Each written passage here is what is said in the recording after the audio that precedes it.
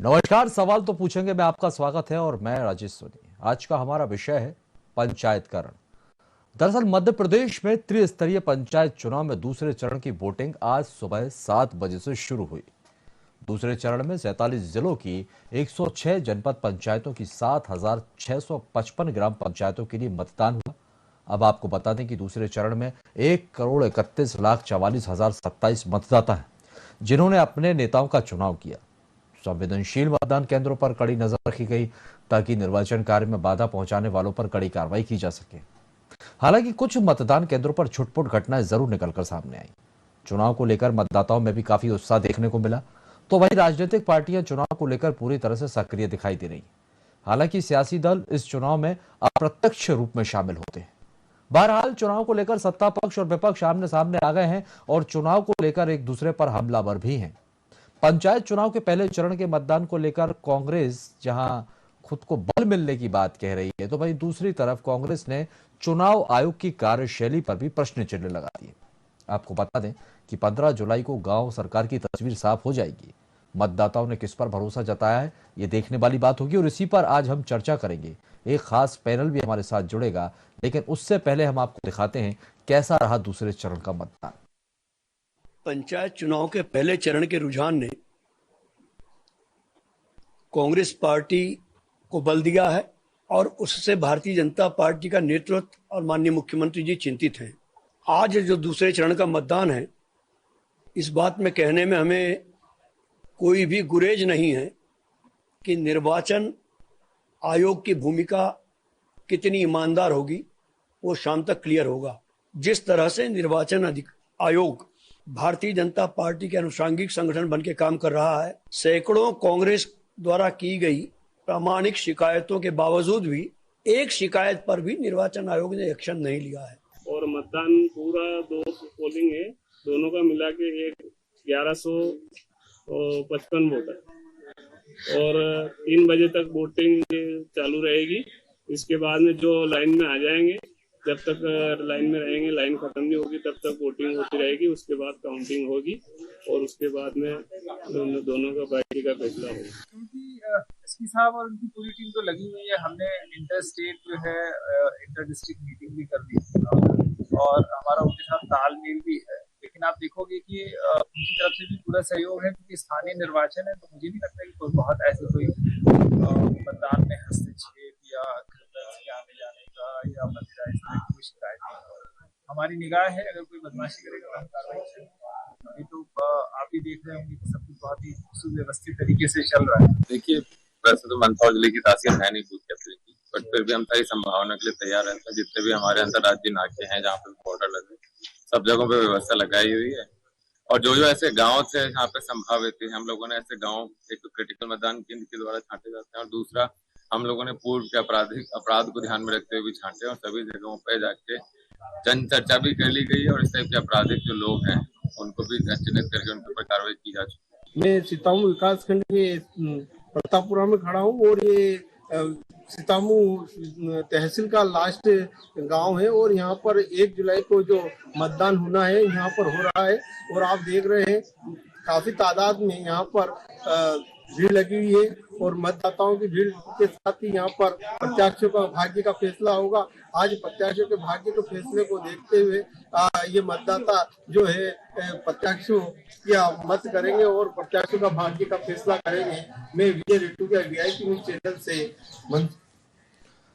तो दूसरे चरण का रण आज पूरा हुआ और आज सुबह 7 बजे से ही मतदाताओं में भी खासा उत्साह देखने को मिला। बढ़ चढ़कर हिस्सा लिया और जो प्रत्याशी रहे हैं अपने अपने प्रत्याशियों के लिए समर्थन में यहाँ पर उतरे हैं लोग। राजनीतिक दल, उनकी भी अलग अलग प्रतिक्रियाएं देखने को मिली। किस तरह का रहा ये दूसरा चरण, इसी पर आज हम चर्चा करेंगे। कई मेहमान हमारे साथ हैं। पहले मेहमानों का परिचय हम आपसे करवाते हैं। सत्येंद्र चौधरी भारतीय जनता पार्टी का पक्ष रखेंगे, आपका बहुत बहुत स्वागत है। साथ ही योगेश गुप्ता जी कांग्रेस का पक्ष रखने के लिए हमारे साथ जुड़े हैं, सर आपका भी बहुत स्वागत है। माधुरी शर्मा जी हैं जो कि समाज सेवी हैं, वो भी हमारे साथ जुड़ेंगी, मैडम आपका भी स्वागत है। और साथ ही विजय रटूदिया जो कि शामगढ़ से संवाददाता है, आपका भी स्वागत है। चंद्रपाल गुर्जर ब्यूरो चीफ है भिंड से, आपका भी स्वागत। आप सभी मेहमानों का स्वागत करते हैं। कोई राजनीतिक प्रतिक्रिया लूं उससे पहले हमारे संवाददाताओं के पास हम पहुंचेंगे और उनसे ये समझने की कोशिश करेंगे कि कैसा रहा ये दूसरे चरण का रण। सबसे पहले शामगढ़ से संवाददाता जो हमारे साथ जुड़े हुए हैं विजय रेटुदिया। विजय, किस तरह का रहा दूसरा चरण, कितने प्रतिशत का मतदान हुआ और किस तरह का उत्साह जो है वो मतदाताओं के अंदर देखने को मिला? मैं आपको बता दूं, ग्रामीण क्षेत्रों में जब मैं घूमा तो ग्रामीण क्षेत्रों में देखने को मिला है कि ग्रामीणों में काफी उत्साह देखा गया है। और ग्रामीणों में जब उत्साह देखा जा रहा था तो ऐसा लग रहा था कि करीब 81% प्रत्येक ग्राम क्षेत्रों में माने तो मतदान हुआ है और बढ़ चढ़कर ग्रामीणों ने इसमें हिस्सा लिया। और देखा जा रहा है कि ये ऐसा उत्सव जो चुनाव के मध्य आया है, यह चुनाव का जो उत्सव कहा जाता है, इसमें ग्रामीणों ने बढ़ चढ़कर हिस्सा लेते हुए 81% के करीब ग्रामीण क्षेत्र में मेरा मानना है कि मतदान हुआ होगा। 81% मतदान की बात आप कर रहे हैं और जिस तरह से देखा जाए पिछले चरण के मतदान में हमने देखा था कुछ छुटपुट घटनाएं निकलकर सामने आई थी, सब कुछ शांतिपूर्ण रहा, किसी तरह की कोई घटना निकलकर सामने नहीं आई।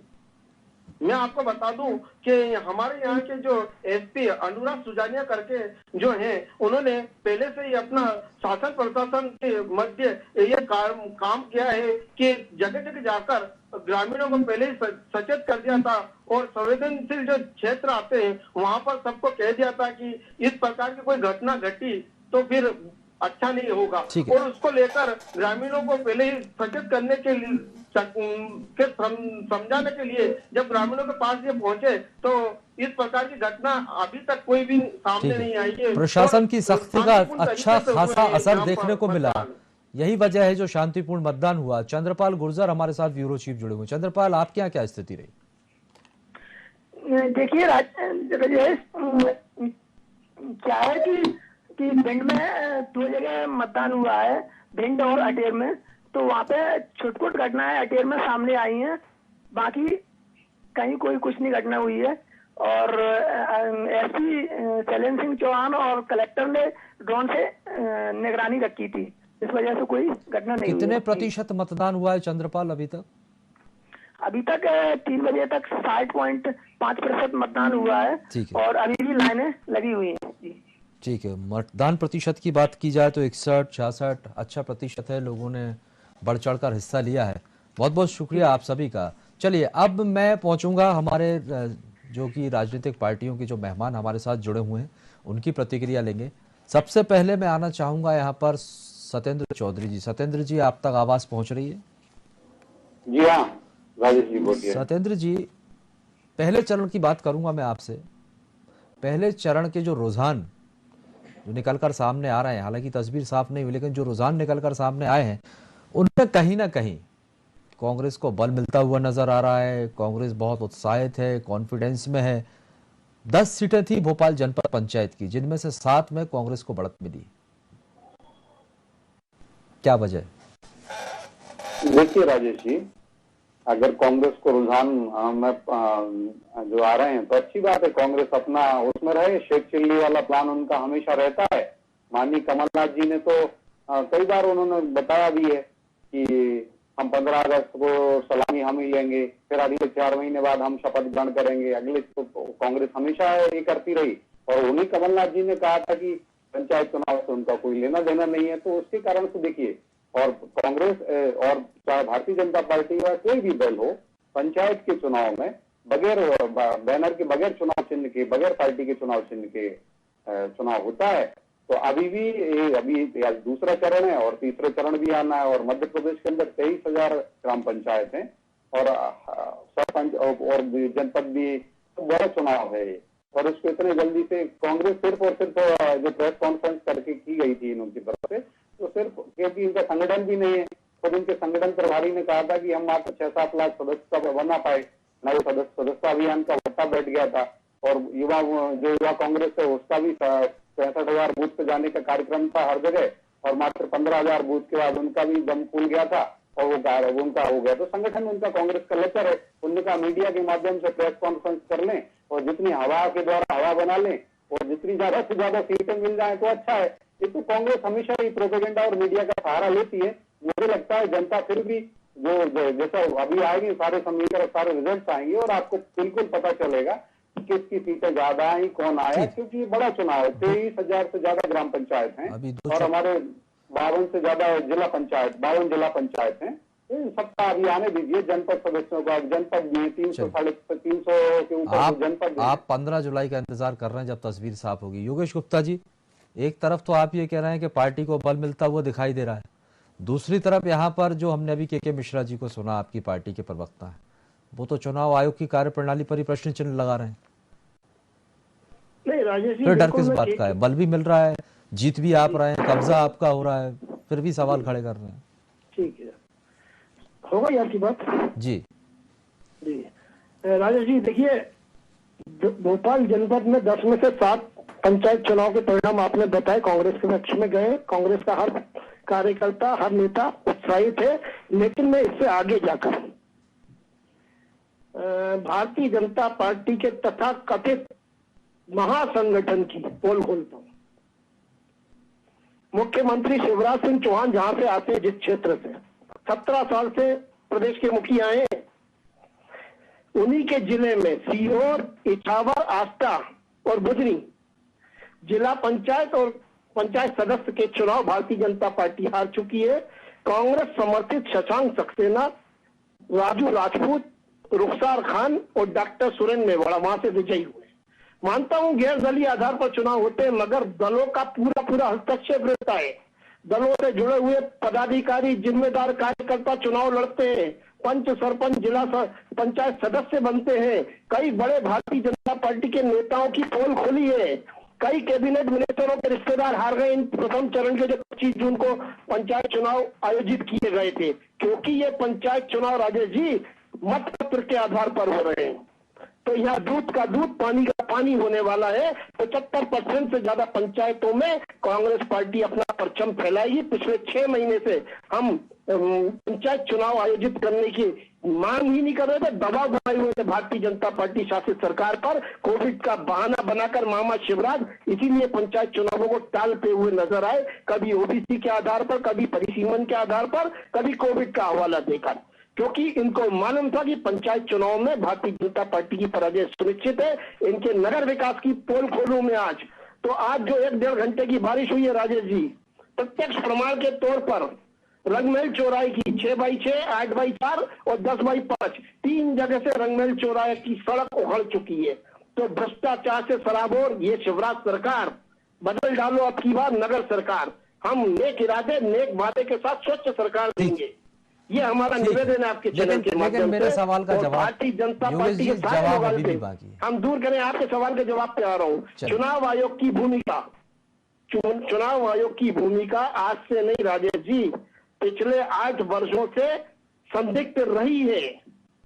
आज भी शिवराज जी आचार संहिता का सरेआम कई क्षेत्रों में नगर निगम, महापौर के चुनाव में आचार संहिता का उल्लंघन करते हुए स्पष्ट तौर पर नजर आ रहे हैं।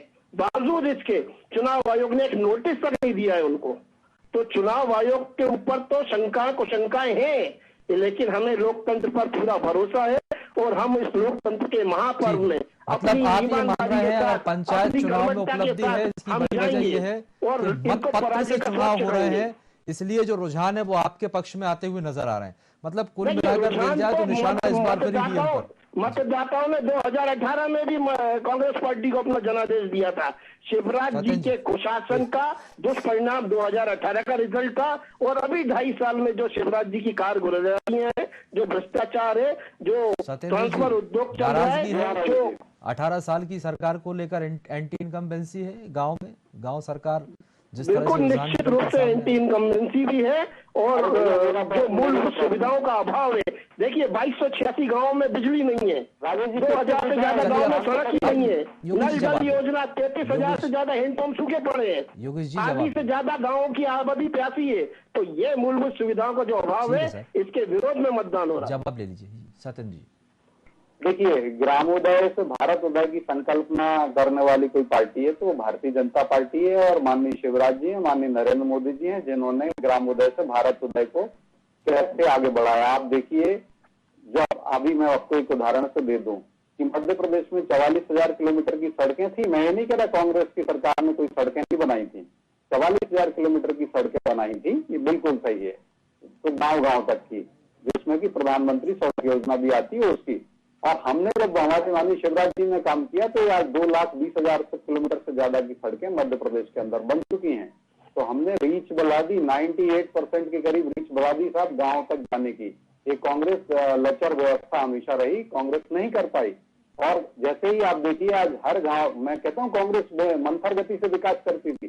कांग्रेस ने ऑप्टिकल फाइबर का नेटवर्क दिखाया था। भारतीय जनता पार्टी का शासन रहा है और जिस तरह से विपक्षी आरोप लगा रहा है सड़कों को लेकर, तो ये हालात किसी से छिपे नहीं। सुनिए तो 18 साल से आपकी सरकार। हाँ, हमने बहुत अच्छी सड़कें की हैं हर जगह पर, मुख्यमंत्री सड़क योजना, प्रधानमंत्री सड़क योजना, और जो जिले वाली तो चल रही है, लेकिन धरातल पर दिखाई नहीं देती, तो सवाल तो खड़े होंगे ना। दिखाई देती है सर, आप चले जाइए, कहीं कहीं वैसा नहीं है, सब जगह दिखाई देती है। और मैं ऑप्टिकल फाइबर की बात कर रहा था। आज भारत को, ग्रामीण भारत और शहरी भारत के अंतर कम करने का काम किया। तो एक तो हमने डेटा जो 10 रुपए, जो मतलब बहुत महंगा डेटा आता था, आज 5 रुपए पर डे के कनेक्शन पर 5 रुपए प्रतिदिन का डेटा चार्ज है, जो पहले 20-25 रुपए पर डे हुआ करता था, उसको हमने कम कर दिया। और आज 5 रुपए प्रतिदिन के नेट में आप कितना वो किया। एक तो हर देश के अंदर कनेक्टिविटी बहुत अच्छी कर दी, और हर जगह किसी नहीं तो MB देखा करते थे वाईफाई फ्री का काम मिल जाए, आज हमारे को इतना अच्छा डेटा पैक्स मिलते हैं कि 5 रुपए पर डे के हिसाब से हम काम कर रहे हैं। एक माननीय मोदी जी के कारण हुआ। दूसरा, ऑप्टिकल फाइबर नेटवर्क की बात करें तो 118 गांव में इन्होंने ऑप्टिकल फाइबर से गांवों को जोड़ा था, ग्राम पंचायतों को। आज हमने 1,90,000 ग्राम पंचायतें पूरे देश के अंदर है, और मध्य प्रदेश की भी 22-23,000 ग्राम पंचायतों में से 90% से ज्यादा ग्राम पंचायतों को हमने ऑप्टिकल फाइबर से जोड़ा है। आपको ये अंदेशा था कि रुझान आपके पक्ष में नहीं आएंगे, इसी वजह से आप लोग पंचायत चुनाव को टाल रहे थे, करवाना नहीं चाहते थे? नहीं, ऐसा नहीं है राजेश जी, हमने हमेशा संकल्प लिया। और देखिए, हमने तो हमेशा चुनाव कराने के लिए सब किया, लेकिन इनको जानते हुए भी इन लोगों ने, इनके कांग्रेस की जया ठाकुर हैं, सैयद जाफर साहब हैं, विवेक तनखा जी हैं, इन्होंने उसमें मट्ठा डालने का काम किया और सुप्रीम कोर्ट तक गए। जिला कोर्ट, हाई कोर्ट में भी मुखी खाई, तो फिर सुप्रीम कोर्ट गए, और इन्होंने उसको काम दूर करने का, डिले करने का काम किया। ये जनता जानती है। और आपको बता दूं, हमने जिस प्रकार से गांव-गांव में जो प्रधानमंत्री आवास योजना है, मुख्यमंत्री आवास योजना है, मुख्यमंत्री स्वनिधि योजना है, प्रधानमंत्री स्वनिधि योजना है, और जिस प्रकार से जो काम किया है, हजारों करोड़ रुपए के काम और जो रोजगार देने का काम किया है, जो मैं आपके पास सारी चीजें सतन जी में लौटूंगा। योगेश जी कुछ कहना चाह रहा हूं, उसके बाद माधुरी शर्मा जी के पास आऊं जल्दी से। योगेश जी, देखिए राजेश जी, 25 जून के दैनिक भास्कर समाचार पत्र में इस बात का उल्लेख है, सत्येंद्र जी पढ़ सकते हैं, कि 2286 गांव में बिजली नहीं है, 2000 से ज्यादा गांव में सड़कें ही नहीं है। प्रधानमंत्री सड़क योजना की पोल खुलती है। नल जल योजना में 33,000 से ज्यादा हैंडपंप सूखे हैं, आधी से ज्यादा आबादी प्यासी है। भोपाल संभाग और इंदौर संभाग की बात करें तो मई जून में आधी से ज्यादा 35 से 40% आबादी ने जल संकट का सामना किया है। कहने का तात्पर्य यह है कि जो दिग्विजय सिंह जी के शासन में 2003 में कोलार पेयजल योजना चालू हुई थी, वो पाइपलाइन बार बार फूट जाती है। मामा शिवराज जी 18 साल में उन लाइनों को चेंज नहीं कर पाए। स्मार्ट सिटी के नाम पर 10,000 से ज्यादा पेड़ों को उजाड़ दिया गया। सड़कों की हालत देखनी है तो कल सत्येंद्र जी से निवेदन है, रंगमहल चौराहे पे जाएं या कल सुबह का अखबार पढ़ लें। प्रमुखता से खबर छपी है कि भ्रष्टाचार से सराबोर ये सरकार किस प्रकार भ्रष्ट ठेकेदारों के माध्यम से सिर्फ बिल बनाती है और बिल फाड़ती है जनता के गाढ़े पसीने की कमाई का। भोपाल संभाग, इंदौर संभाग, जबलपुर संभाग, सारे बड़े संभागों में बिजली है ही नहीं, बत्ती गुल है, बिल फुल है। इनके 2 कैबिनेट मिनिस्टर का वार्तालाप सार्वजनिक हुआ था, इस बात का प्रमाण है। बावजूद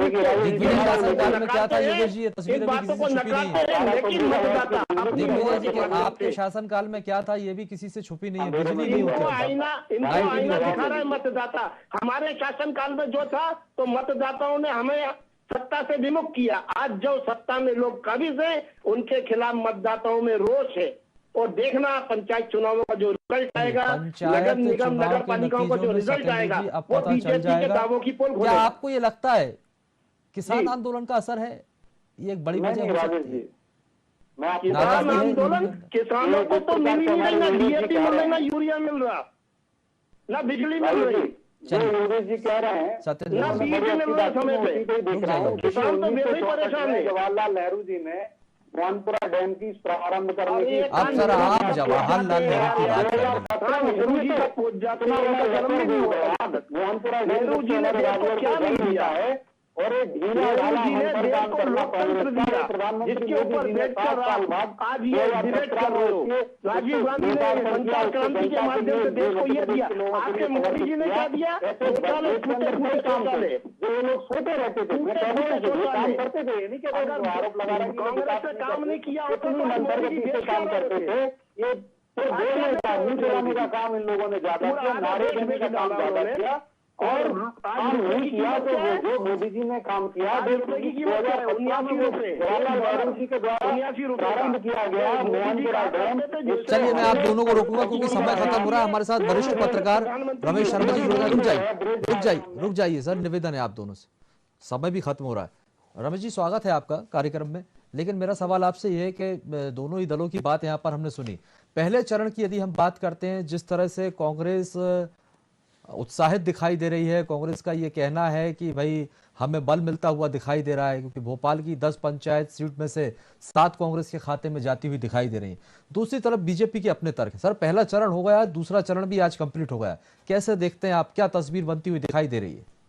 देखिए, मोटे तौर पर पंचायत चुनाव दलीय आधार पर तो है नहीं, ये कहीं ना कहीं अभी दोनों दल अपना अपना दावा कर सकते हैं, लेकिन मुझे जो लग रहा है क्योंकि लोग जो आ रहे हैं वो दोनों दलों के समर्थन में आ रहे हैं, तो ऐसी स्थिति में दोनों जनों का उत्साह हो सकता है।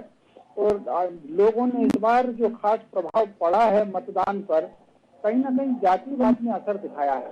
इसका किसी को लाभ हुआ है, किसी को उसका नुकसान हुआ है। और मोटे तौर पर मेरी जो निजी दृष्टि में ये चिंता का विषय है कि स्वतंत्रता के 70-80 साल बाद देश और समस्याओं के बजाय अगर जाति को ध्यान में रख करके लोग वोट करेंगे तो मैं समझता हूं इस पर दोनों ही राजनीतिक दलों को चिंता की बात है। मूलभूत समस्याओं पर फोकस होना चाहिए, उन पर ध्यान में रखकर चुनाव होना चाहिए और ये तमाम राजनीतिक दलों की जिम्मेदारी है। बहुत बहुत शुक्रिया आप सभी मेहमानों का हमारे साथ जुड़ने के लिए और बातचीत के लिए। तो आपको बता दें कि पंचायत चुनाव का आज दूसरा चरण, यानी कि दूसरे दिन दूसरा चरण है और दूसरे चरण का रण है, और जिसको लेकर मतदान भी अब पूरा हो चुका है और जो प्रत्याशी हैं उनकी जो किस्मत है वो पेटियों में कैद हो चुकी है और रुझान आने की तैयारियां भी हैं। और लेकिन जिस तरह से पहले चरण की बात की जा रही है, कांग्रेस उत्साह से लबरेज है, बीजेपी के भी अपने तर्क हैं। तस्वीर 15 जुलाई को साफ हो जाएगी कि जनता ने किसे चुना, ये देखना बहुत ही दिलचस्प होगा। फिलहाल के लिए बहुत बहुत शुक्रिया और आगे की खबरों के लिए आप लगातार बने रहिए VIP न्यूज के साथ।